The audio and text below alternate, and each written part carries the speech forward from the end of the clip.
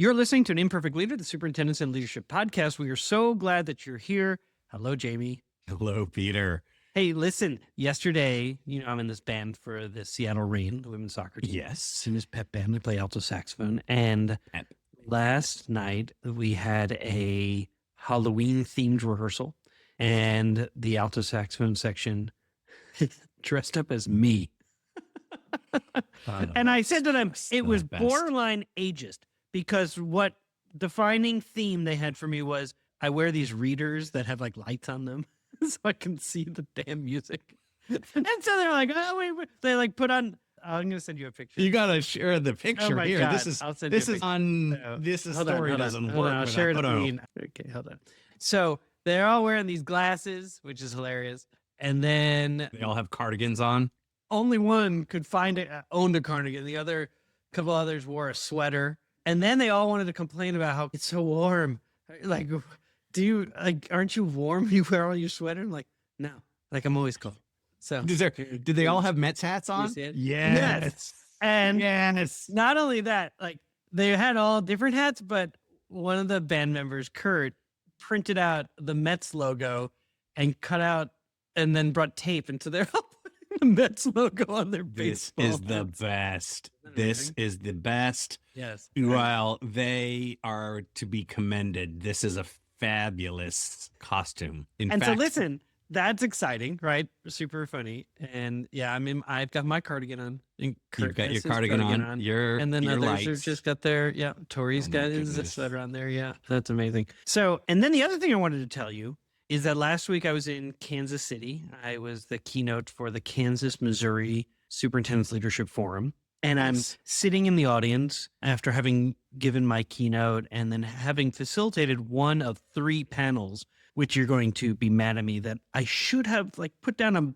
freaking mic. These were amazing conversations by superintendents about either engaging their school boards, navigating tough decisions. Wait, what was the lessons conference? from the Kansas and Missouri Superintendent's Leadership Forum. So these are Is there superintendents video from of both this? states. Of these panels? No. I mean, you're going to be, I know. This is where I needed to say to you beforehand, like, hey, I'm going. I should probably, what should I do? So Oh my goodness. meanwhile, I mean, some are talking about federal investigations based on this new administration. Some are talking about, and maybe it was good that we didn't have a mic because they could be honest and maybe they would have been a little bit more reserved. Fantastic conversation. Anyhow, I'm sitting in the back of the room, at a table with other superintendents. And this gentleman next to me, superintendent in Kansas, in Great Bend, Kansas, says to me, this is the first time I've ever sat down next to a podcast host that, for someone who I listen to their podcast. I was like, oh, so nice to meet you. So I just wanted to say thanks to Chris Sexton for being a listener. Did you tell Super Chris nice. that we would love to have Chris on the podcast? He can. I did both- sort of say, if you'd like to be on the podcast sometime. And I think that's when he was like, whoa, I'm happy to be a listener. Yeah, I'm always assuming like everybody wants to be on the podcast. Nope. Some people I do just have too. I things- have like I do. That's Yeah. a clear bias that we both share. Like, oh, Like, you should why be on wouldn't the you want to be on podcast. the podcast? Yeah. You'd be amazing. And then they're like, I don't know. Like, what's wrong with you? How come you don't want to be on the Because you podcast? both are schmoes. Like, I've listened to you. Like, I'm good. Anyhow, it was it's been a Exactly. great few days sort of feeling affirmed by Chris and really participating in some nice panels with individuals from large districts, small districts, rural, suburban, it. from both Love Kansas it. and Missouri. And then last night, I will take it as a compliment, the dressing up as me. Oh, That's- and at the end, so rehearsal ends at 9. The ferry leaves at 9:20 to get back to where I live. And hustle. we practice at Lumen Field where the Seahawks play and where the Rain play and the Sounders play. And so I have to leave at 9 so I can run to the ferry terminal to get on that ferry. And so I apparently always say right at 9, I gotta go. I gotta catch the ferry. So that's what they just kept saying to each other. Wearing the Mets hat, wearing a cardigan sweater. And it was like, I gotta catch the ferry. I gotta catch the ferry. I was like, I've been reduced to that. A cardigan, a Mets hat, and like anxiety about missing the ferry. That honestly, it all pangs. That's all perfect. That Amazing. exactly. Yes, that's where it has come. That's what it's come to. You definitely. There are some other things that I might add. Don't couple of add things, but- because I want to make sure that we don't forget to tell people actually we're here to talk about an amazing conversation that I had with Dr. Wortham Deborah Yeah. Wortham is a superintendent and retired at this point, but has been a superintendent and was superintendent in Roosevelt, New York, which is next door to Freeport, New York, which is where Yes. my parents had their first home and then swapped homes with my grandparents. So I spent a lifetime going to Freeport, and it's a really interesting community, and Roosevelt as well. And I felt a real kinship with Deborah, and we have radically different paths, and yet I think very aligned values about what we would want for kids, and just sort of trying to create that cultural field where great things can happen. So I know you probably have something you want to say before we get into the conversation. And so I will leave it to you. I will say this is very, I met Dr. Wortham at AASA, and she is a friend of a former superintendent of Chapel Hill Carver City Schools, Anaya Hamlet, Dr. Anaya Hamlet. And that's how I got to meet Dr. Wortham. And I loved this interview. I laughed a lot because of the way in which she approaches basically what you said, creating a cultural field. I think she described it as setting the context. Is that right? Yeah, that's right. She does. Yeah. Yeah. So I think what we'll do is we'll get into the conversation, and then I know we'll have a lot to talk about afterwards, particularly around setting that context. And, in her book about setting the atmosphere. Setting the atmosphere. That's it. Yeah. That's it. It was great. I really resonated, and I'm excited to talk about it. Okay. You are listening to An Imperfect Leader, the Superintendents and Leadership Podcast. I'm Peter Stiepelman. And I'm Jamie Manson. And we will see you on the other side. Today on An Imperfect Leader, our guest is Dr. Deborah Wortham. She is a nationally recognized educator, including the recipient of the ASA Women in School Leadership Award. She is a best-selling author with Setting the Atmosphere. We're going to ask her about that. She is an elder and a professor. She is the former superintendent for the East Ramapo Central School District in Spring Valley, New York. And most recently, she worked to resetting Roosevelt as the superintendent of the Roosevelt Union Free School District on Long Island, New York, which, by the way, is the home of my favorite teacher, my social studies teacher for both 9th and 10th grade at Southside High School, Goldie Siderman. Deborah, welcome to An Imperfect Leader. Thank you. Thank you for having me. So first of all, an elder. I love that. Why is that important? To the natural eye, an elder would mean someone who possesses wisdom and someone who really passes the wisdom along, and someone who's lived and tested, tried and true, and still growing.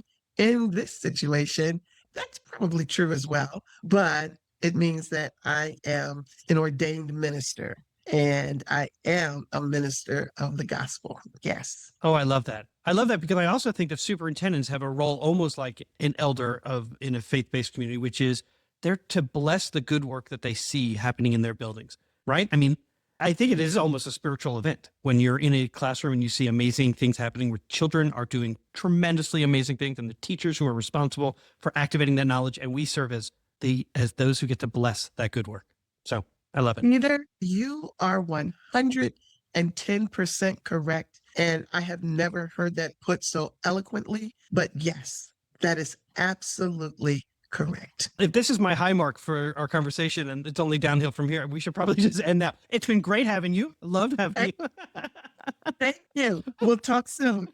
Oh Amen. my gosh, this is going to be fun. Tell me about Setting the Atmosphere. This is your book, and I know that you wrote it pre-retirement and it's become a hot book in terms of how ASA has promoted it and others have been talking about it. Culture's everything. So I imagine, tell us about it. Absolutely. The book, number one, reached Amazon's Hot Topics, number one Hot Topics bestseller.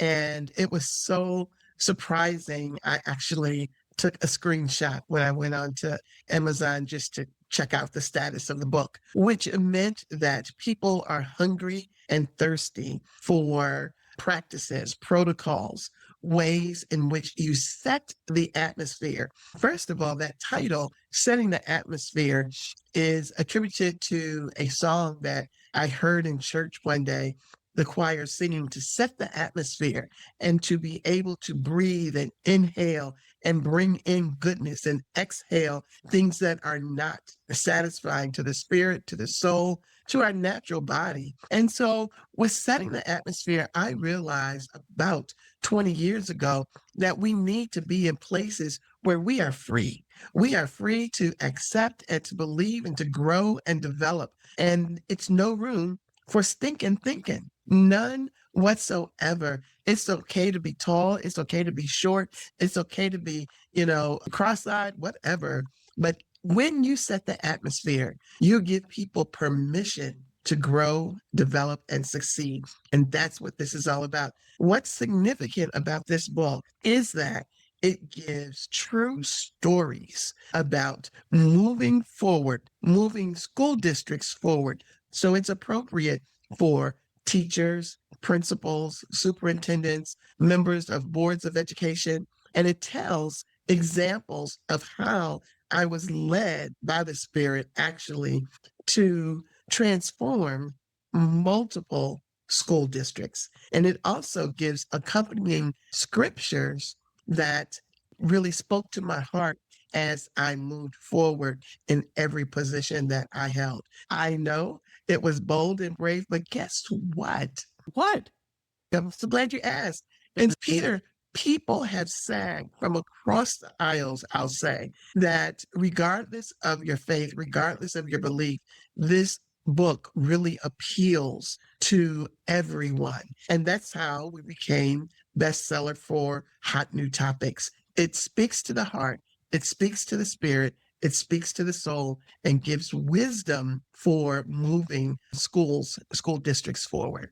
I really appreciate this. I really, truly, I wish you could meet Goldie Siderman. She would have been a terrific elder to talk to when you were in Roosevelt. I almost joked, or Flava Flav. I mean, he was born in Roosevelt, but he grew up in Freeport next door. I once saw him, my friend saw him on a train once. He was off to see grandma. So it was pretty neat. Huh. Anyway, but Goldie used to enter the classroom each day and she would say, I mean, almost seemingly floating on air. She would say, "Good morning. Today you must answer this question." She asked the same question every day. "Are you a scholar or a masquerader?"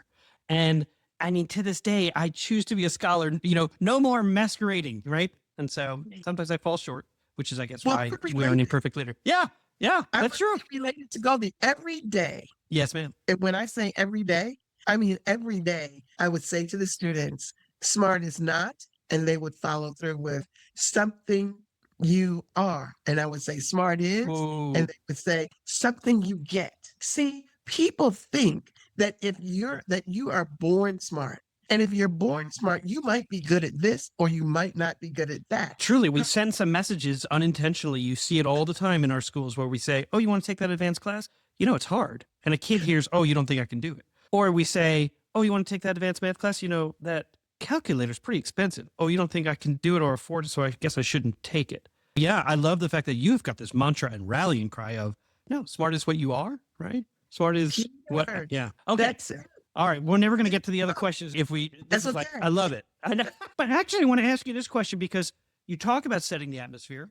And my first question really was about would you talk a little bit about some of the protocols that you use to help leaders cultivate that collaborative environment? Because it's one thing to make sure and to create that cultural field where everybody in your school community feels valued and honored. And then you also have to take that next step of creating that collaborative environment where people are learning from and with each other. I thought you were going to ask the question. I didn't know you were going to ask it and answer it. Oh, you clearly haven't worked with me because, it's like, I could just do the podcast, "Peter, great question. Let me answer it for you." And then the guest is going, "Hey, at what point do I get to participate?" Okay. But I'm curious, what are the protocols that you use? That was great and a great answer as well. See, collaboration doesn't just happen by accident. It's cultivated. When you collaboration, by the very stretch of the word, it's co-labor, that you work together. What strategy that we use, and I declare, I believe I am the only person in the whole wide world who does this, but I believe it with my whole heart. And that's why I did it. And that being morning message. Morning message. Since 2008, when I became superintendent, I would pre-record a 1 minute or 2 minute morning message.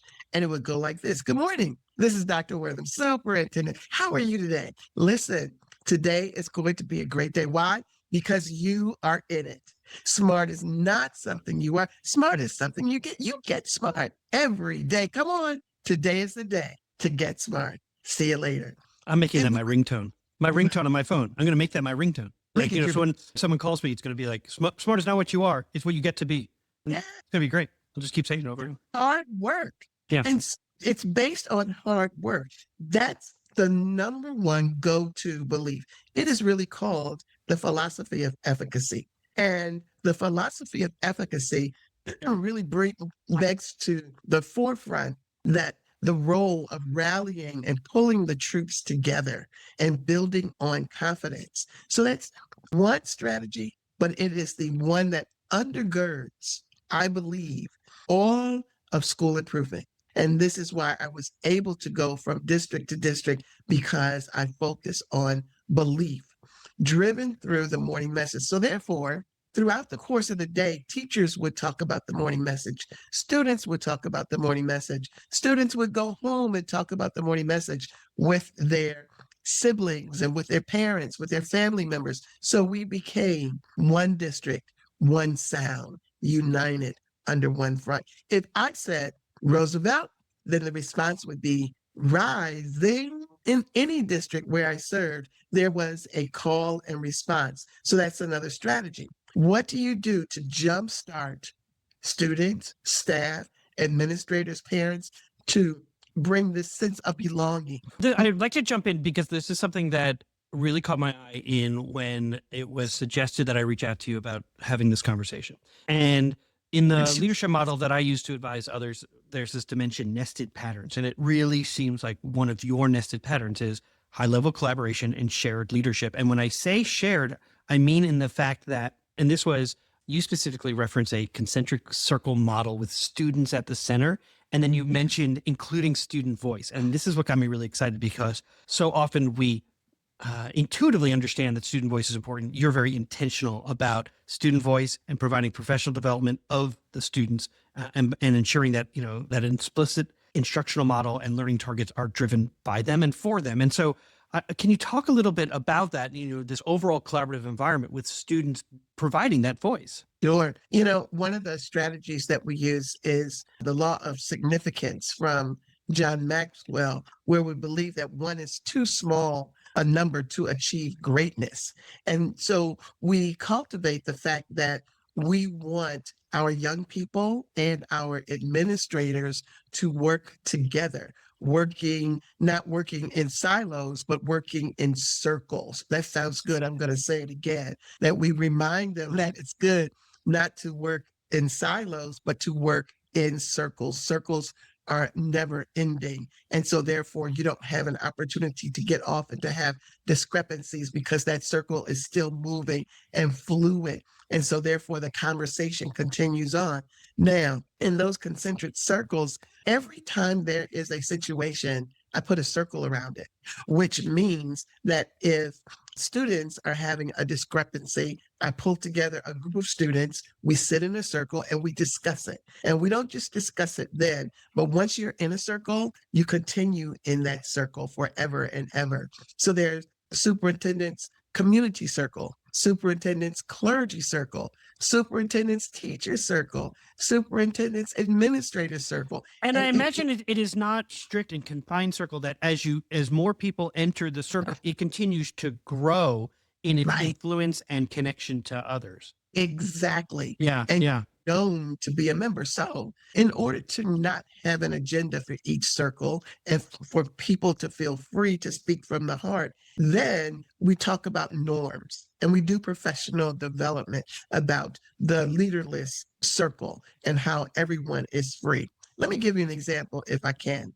In one district, my first month there was a planned walkout of the high school students. And it was planned by a community member who was upset with the board about particular situation.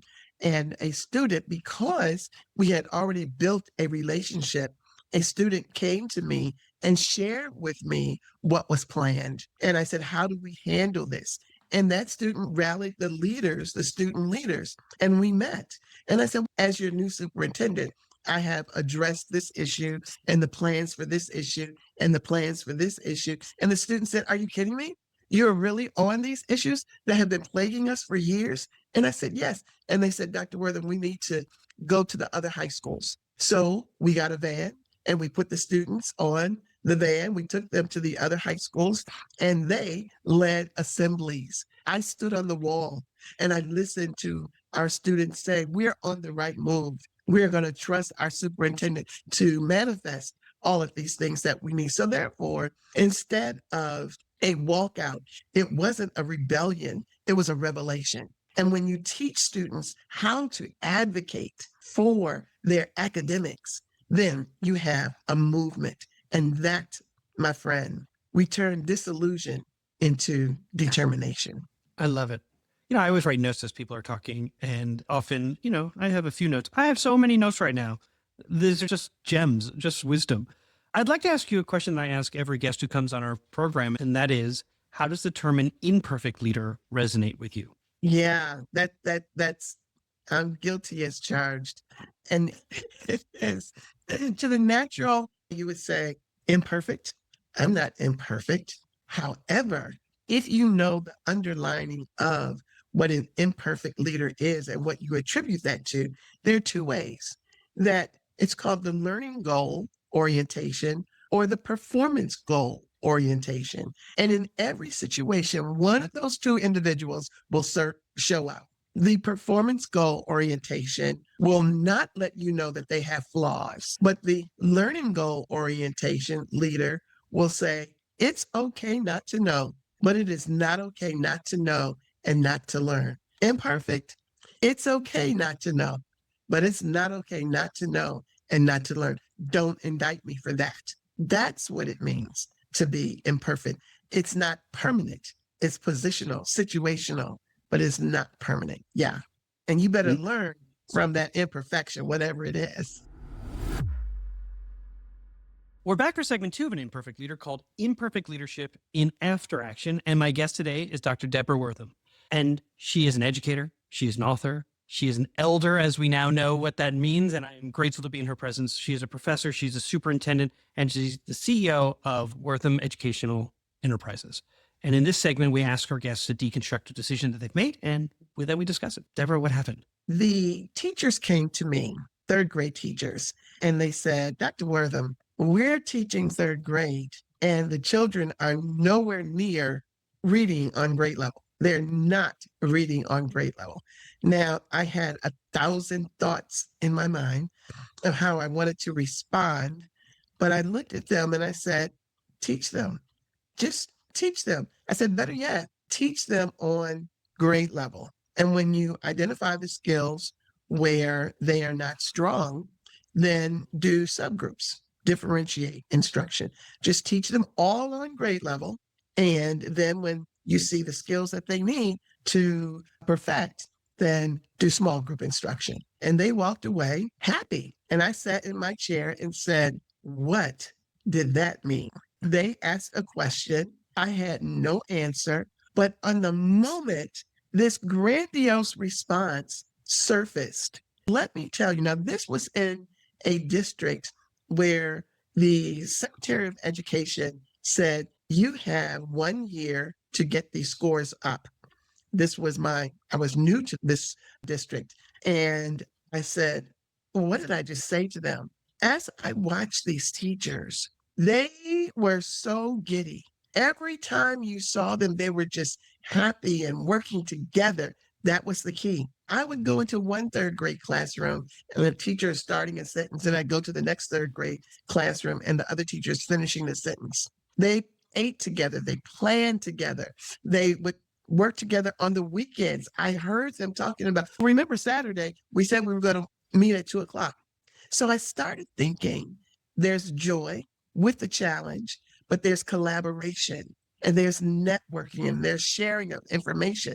At the end of the first 45 days, students are assessed. I get a call from the Department of Ed, and they want to know, how did our students move forward so much in the third grade? And I said, oh, okay.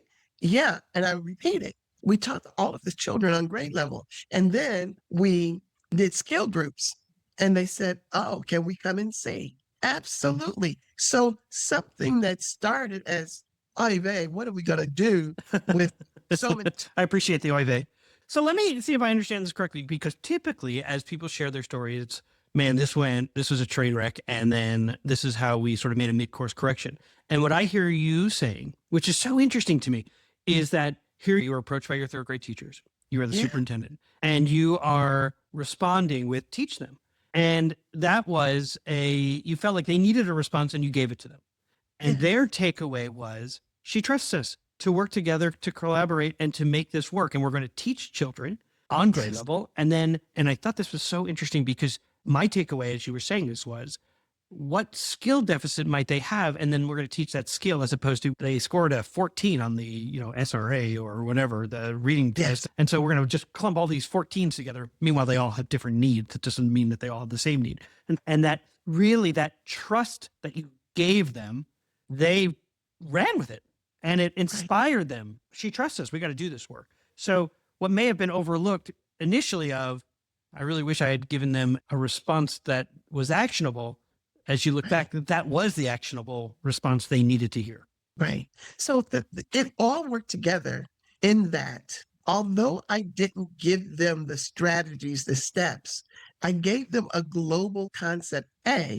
All of your students can learn under your leadership. That is the philosophy. And A little bit lucky that they heard that and took that with you, because, you didn't explicitly say, I trust you, and just teach them. I know you can, just as you just said it here. That isn't, at least the way I understand the story, isn't what you said. But they heard that. They heard that message. Right. They heard that. And I'll even go back to say another foundation of that. Yes. As a second grade teacher, the same thing happened to me. I was a brand new second grade teacher, and I went to the office to tell the secretary that she made a mistake. She put second grade on my class roster, and these young people were reading on a pre-kindergarten grade level. Only I intercepted and saw the principal and told the principal, and the principal looked at me and said, teach them. Mm-hmm. Went to church that night. It was a Tuesday night, and I couldn't wait to tell the pastor that the principal told me to teach these children that were nowhere near reading level. And he looked at me and he said, teach them.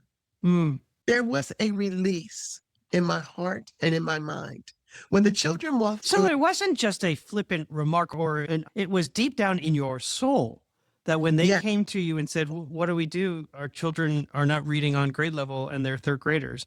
You were able to access this aspirational, rallying cry to them. Teach them. exactly. But the pastor nor the principal gave me the strategy, but they gave me the will. They gave me the undeniable spirit of confidence, faith, that through me, I could make a difference. And so at the end, so when the students in my class came in, they looked at me as if to say, do you know we can't read? And I looked at them as if to say, I know you can't, but you will. Every time we introduced a new skill, we used hand signals, such as details or facts. Facts are things that are true. The main idea is what the story is mostly about. At the end of that year, my second graders, the lowest reading level was third grade. The highest level was 12th grade on average. So what we have to do is to release to our teachers the spirit of confidence that we believe in you. That's why the morale is so low. It's not that people don't get paid enough, but that the confidence is not there. I have conversations every week with superintendents all over the nation. And obviously, I want to talk to the very best. And you can expect that the conversations are fairly inspiring. When we talk about what they're hearing in their communities or in their state, they reveal exactly what I think you're saying. And that is, often a leader of a system thinks that they need to adopt a program as a way to fix children and fix teachers. And what you and so many colleges around the nation are saying is, oh no, we're not trying to fix anyone. And that's why there's such low morale, is because we've stopped telling people we trust them and that we have faith in them. Now, I'm not suggesting that everybody needs continued professional learning and growth. I mean, every one of us wants to get better. It has to start with that foundational belief, principles, and values of, we believe in you. And I don't hear that enough around the country. And, it's so refreshing to hear you say it. Peter, confidence leads to effective effort. That means hard work. That means coming up with a strategy, commitment, and focus. And that leads to success. So first of all, I have to cultivate confidence. That is the key. Then when people feel confident, they will to work hard. And when they see the success, then their confidence goes higher. It Yeah. is when Yeah. You're talking about joy, reinforcement loops. I mean, it's a right? reinforcing loop. When if I am rewarded for the effort I've put in, I'll put in more effort to continue to get rewards. And because I don't think you're suggesting, look, I'm not just saying that, I mean, kids had to learn how to read. It wasn't just hand signals, but the hand signals were a way to really help emphasize some of the core comprehension skills. And then Right. we had to really suggest to children, and I have a question about relationships, what you learn about relationships. And I think what you're saying, you're going to accuse me of answering the question as I've just asked you. But what I think I hear is, once someone says that they believe in me, I'm going to make the effort to try to continue, even when I fail, to get back up there and try it. But I would say, what did you learn about relationships as you were working with teachers? What did you learn about relationships as you were seeing students learn? What were sort of the key takeaways about relationships that you could share? I learned early on that relationship is the key. I was in a school in another state, and the school was one of the lowest performing in that state. And I'm doing professional development on professional learning communities. And I heard a sidebar, and the teacher said, she wants us, talking about me, she wants us to work together, and we don't even like each other. Wait a minute. Ooh. Wait a minute. That's why your scores are so low, because there's no co-laboring. There's no cultivating of consciousness where you can conceive birthing something great because of you working together. So with the principal, we really had to work on building relationships. Here's the end of that story. Please. At the end of the day, the principal was promoted because she was able to turn that school around so that people did work together in professional learning communities and they understood the merit and worth of relationships. We can't teach people that we don't like, and people can't learn from people that they don't like. We have to be champions Yeah. of And each other. humans know whether or not you like them or not. You see like with a teacher and a kid when they're like, kids falling out on the ground, they're rolling around. They're like, I care about you. Come on. I need you to get up. Nope. That kid knows you don't care about me. Tell students, I taught your brother and he wasn't successful. You're destroying their confidence and their relationship. As long as that confidence level is going higher and connecting, then there's forward movement. But as soon as you bring the confidence level down, and John Hattie says that. John Hattie, whom I love, said, one thing to move scores and students forward is for teachers to know what they're supposed to do every day. That will help students to grow 1 month for every month in school. But when you have a relationship with students and staff, that collective efficacy moves that needle further than Yep. anything. Yep. In his visible learning book, I don't remember the 1 point whatever, but it is certainly a Yeah. high effect size, which is two things. One, whether or not the teacher believes the kid can, and then also whether or not the kid believes the kid can. And so this has been amazing. Our guest today was Deborah Wortham. Dr. Wortham is a former superintendent, educator, author, elder, professor, and the CEO of Wortham Educational Enterprises. And Deborah, I wrote a few notes, and two that really come to mind. First, I love stinking thinking, away with stinking thinking. Oh man, I'm running with that. But also that this idea of not silos and working in these concentric circles and getting that overlap and seeing how we're connected to each other, because our systems, internal systems, external systems, within those systems, they all work together and collectively make great things happen for kids. And then the last thing, please, everybody look for her book, Setting the Atmosphere. And then just the last thing I would say is Imperfect Leader Rising. Thank you so much for giving me your time. Thank you. Wonderful. We are back. We are back. Can I open with a question that I think will help frame this conversation? Oh, sure. That I'll say, as someone listening to the interview and now getting to talk about it, I didn't get enough of. Who is Goldie Siderman, and what made her important to you? Man, she's the best. She was That's the what I best teacher. teacher. That's what I hear. My God. And I'd say my older brother probably would say the same thing. She would walk into class, almost like walking on air, and would say, are you a scholar or are you a masquerader? And I had her for 2 years. And so having 2 years with this brilliant individual. In fact, about a year ago, she's still living. She's in her 90s. And she I emailed with her, and I was just so thrilled to be able to thank her for really having an impact on the way that I learn and how she taught me about the world. And it was amazing. And then I recently tried to reach out to her again. I couldn't get in touch with her. And it may be that she no longer is accessing email. But I did find a conversation that she had with her grandsons to do sort of like an oral history. And it was awesome. I mean, she walked through her life, and her husband was a superintendent, and they both went to Harvard, and they were in the Peace Corps. And I mean, they just had this life experience that they brought to our small town in Long Island that was really meaningful. You know, you think about teachers, for the most part, so many of them were really successful in school, and then they go to college and they know how to do school, and then they go back and do their student teaching. And it's just a self-perpetuating sort of model of the same thing, which is why so many people say you could take someone from the 1920s and drop them in a school and they would know exactly where they are. The schools in some ways haven't changed. So many they have, but in some ways they haven't. And Goldie was just like, I don't know, she agitated the system. She was just an anomaly in a very traditional system. So I think last week, maybe, or a couple of weeks ago, we talked about the factory model school. Yeah. And she was basically like, I'm going to throw this wrench in this gear. It's probably going to make things break. That's okay. Let's go. Let's do something interesting about that. Yeah. I love it. Yeah. I And love we it. never knew her politics.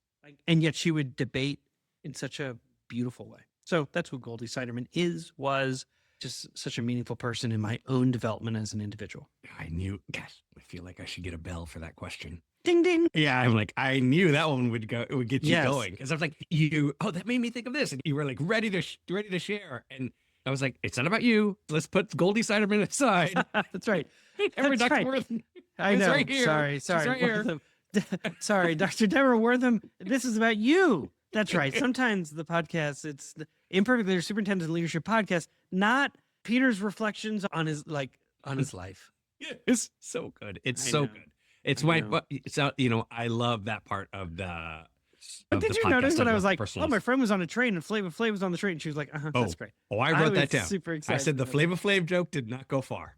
No, it didn't. She was like, I was like, oh, man. Like, yeah, no, Loved no. it. My friend Jesse Levine saw him on the train. He was like, I'm off to see my grandma. Yeah, She was like, no. Yeah, people do that. They get on trains. they go, to see their grandmothers. they're just like us. Yeah, exactly. Turns out. Can I share a different quote that I think I'm going to lean into this, the Setting the Atmosphere, her book. Please. Yes. And the way in which she talked about it in terms of setting, what I would say, describe as setting the context or creating this cultural field, as we've talked about in the past. I loved it. And she talked about her morning message. And the morning message was, good morning. This is Dr. Wortham, so the superintendent. How are you today? Listen, today is going to be a great day. Why? Because you're in it. And then she would do the call and response. Smart is not something. They would say you are. Smart is something you get. You get Yeah. smart every day. Come on. Today is the day to get smart. Here's what I love about this. And it's so simple. This is the craziest, super simple thing that she did. It's reliable. She never misses a day. Every single day she does this. That's number one. So that reliability builds the trust that students know she's going to be there, and that she's going to be there to inspire them, to tell them that this is something they're working on, not something that they inherently are. That's so then interesting about, the message I took away, similar to what you just said, like, oh, that's really inspiring. That's very nice. Didn't put as much thought into, and I'm so glad that you're raising this up for all of us, is the importance of being visible, and that can be heard, but being present, being there each and every day. Yes. And she literally is in a district that has lots of mobility, lots of challenging situations, and it matters that they hear her each day saying, I am never giving up on you, essentially, right? You are so important to me. And, intelligence is what we become. Correct. I love it. Speaking of Correct. productive struggle, you may not feel it in this moment. I believe in you, kind of thing. Yeah, I love that. I also thought this came to mind, and I've said this before with other leaders that I've worked with, and that is that she says that she's like, I did this every day, and it's the same thing. She basically said almost the same thing every day. And sometimes she even recorded it knowing that she wasn't going to be able to do it live. I think that's amazing. I bet she did it so much that people started to make fun of it. Like it became a joke. It's to the point where where we started.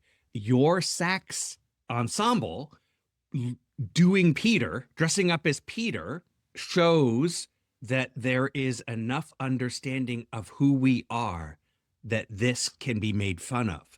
This is what I say. I'll say things like this to the leaders. I say, you know, your vision is strong if people are making fun of it. Say that again.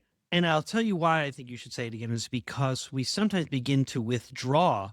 You know, We Are One was mine, right? We Yes. Are One, right? And I'd sing Yeah. it and people would make fun of the songs.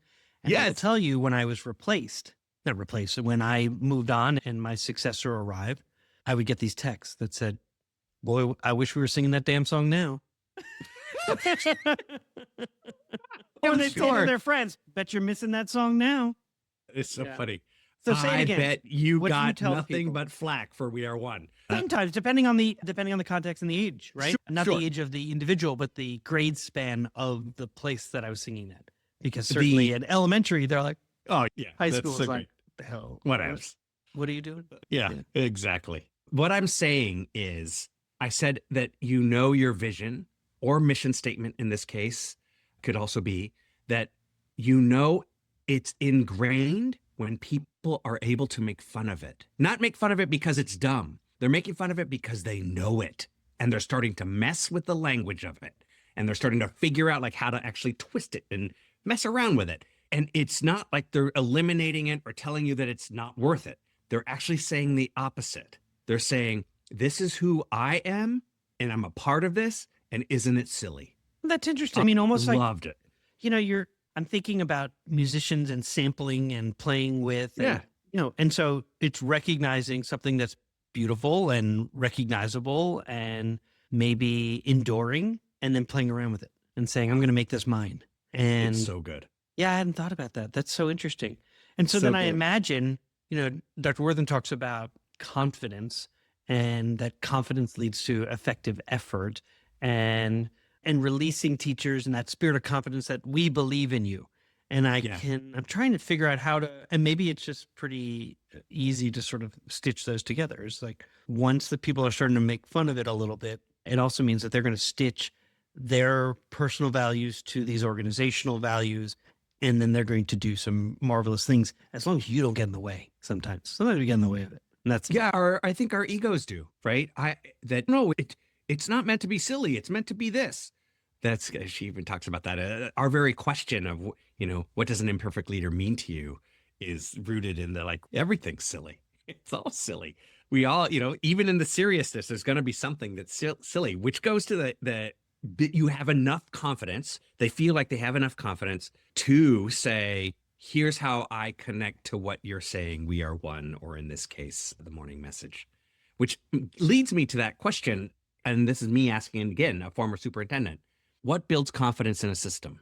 How do you build individual confidence in the system? okay. I will tell you, looking back, Yes. confidence is built through consistency Uh-huh. message.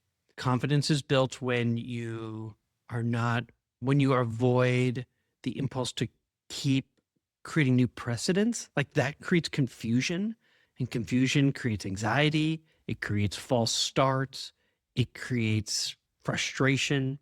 And so I would go back to consistency in what you have decided is sort of what you have said, this is our compelling purpose. Mhm. All my actions are going to reflect a desire to stay on that path. I love that. I can tell you that sometimes I found myself going, oh, what if we tried that? And I would need, and sometimes I didn't have that person or people until later on in my superintendency where I created a brain trust. The Right. brain trust probably violated every board policy in terms of straight talk because Mhm. you'd hear things like, what the fuck are you thinking? Right. And I'd be like, what? I think this is important. They go, it's all important. It's all important. Yeah. Stay focused. That's what's going to help us gain trust, gain progress, confidence in the system. Mm. And so I I'm love just that. wiser now than when I first started. And I was just like so anxious to see so much positive change. And the system can't handle all of that. I mean, 8 organizational goals was my right out of the gate. Gone. So everything I love about that is so Peter, and what I know about Peter and my friend Peter, and I'm like, of course there's 8 organizational goals. Yeah. There's so many things that we got Ask to me what focus they on. are. I can tell you right now, all 8, still to this day. Exactly, I'm sure And then you when they can. go, 8 is too many, I go, which one do you want to take out? And people are like, listen, it's not like, what kind of question is that? Do you want to take out third grade reading? No. Do you want to take out transitions into middle school and into high school? I'm not suggesting that. What I'm suggesting is it can't all be the focus of our work. That's exhausting Correct. and impossible. Correct. I believe what builds confidence and what builds teams, strong teams. Listeners, this is so good. Jamie is so good at, like, Peter, now's the time for you to ask me, Jamie, what do you think builds confidence? Peter is so stuck in his mind right now that I'm just going to say, Peter, this is what I think builds confidence. I asked in a you. system. I asked you. I know, but I didn't reciprocate with, what do you think? I'm learning how to share mine sometimes. I don't need to always share mine because I think actually what I love about this, in some ways, I get to interview a superintendent every single episode, right? I get to interview you. And that part is fun to hear a superintendent reflect on another superintendent's experience and connect that to his own and where he was imperfect. I dig it. I really dig it. I think confidence is built by working together and believing people can work together without you as a Yes. leader. I imagine when you say work together, two things come to mind. One, certainly is collaboration, people working together. And second, which is what I believe that you do when you help school districts with their own strategic planning or when you're just working with teams, is understanding whether it's called shared leadership or distributed leadership, that it isn't leading by title, but that everyone is going to play a meaningful role that they bring their experiences and their skills to so that they can collaborate meaningfully. Right. I mean, it's just what I know about you and the people that you've worked with. It isn't just collaboration. Let's work together. It's, hold on, we're going to share this leadership work. in fact, this is like basic discipline and practice in that how do you get better at collaboration? You collaborate. Like you don't get better at collaboration because you and I both went to see a Seattle Reign game. You know what that makes us better at? Seeing Seattle Reign games together.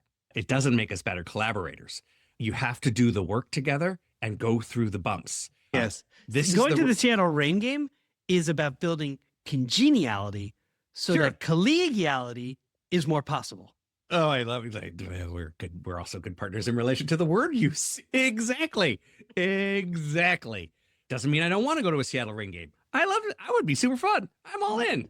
But that's not what built, it's like when the principal takes the staff to a ropes course. You know what that's going to do? It's going to make everybody a little bit better at ropes courses. That will not help them be better. literacy teachers. Deborah Wortham talked about there's no room for stinking thinking. I'll tell you, those rope courses, that's probably the place where there's a lot of stinking thinking. As a guy who has children who loves ropes courses, and I've done plenty of ropes courses, they're super fun. I'm all for it. Nope. For sure. I watched my kid just run the ground. I'm the opposite. Good We're productive different there. struggle up there. But that's not what I'm talking about in terms of collaboration. Collaboration, though the word is big here, it really does mean trusting people in the organization to do the work together without you having to tell them what to do. This is even teaching. I love the research that basically says kids learn more by talking to other kids about the learning, even when off topic, meaning that they are touching on the learning, going away from learning, coming back to the learning, going away from learning. They learn more than they do from the teacher talking at them. Beautiful. Yeah. I think there's some really great learning in this episode. I do too. Really I do appreciate too. it. Yeah, it was I good. did. I really enjoyed her so much, and I resonated with how she talked and how she framed her work. She ended with that idea of being learner oriented, not goal oriented. I really dug that. And I hope that my mom and I talked about this morning, and that can you be a lifelong learner? What does it take to be a lifelong learner? When do you know where you're afraid to be a learner? Which parts of your life? Because I think people try, but Yeah. there's some parts of our lives where we don't, and we're good with that. Well, I'll tell you, I think I have another listener who I spoke with earlier this week, Elizabeth Smith at Georgia Tech, and that's exactly the work that they're trying to do, is try to figure out how to bridge together K-12 institutions and higher education, specifically looking at lifelong learning, not just the undergraduate and graduate folks. It's beyond that. And I thought Yeah. that was kind of interesting work. So what a great way to end. For those who are Yes. listening, if you have a morning message that you would love to share with us, I'd love yes, to see it. That would be please. so cool. Yes, please. Yeah. Also, give Yeah. us 5 stars. That's right. Please. You've been listening to An Imperfect Leader, the Superintendents and Leadership Podcast. I'm Peter Stiefelman. And I'm Jamie Amansan. And See we you will next see week, Peter. you next week. Jamie, Yeah, Peter. see you next week. All right. Take care. See ya.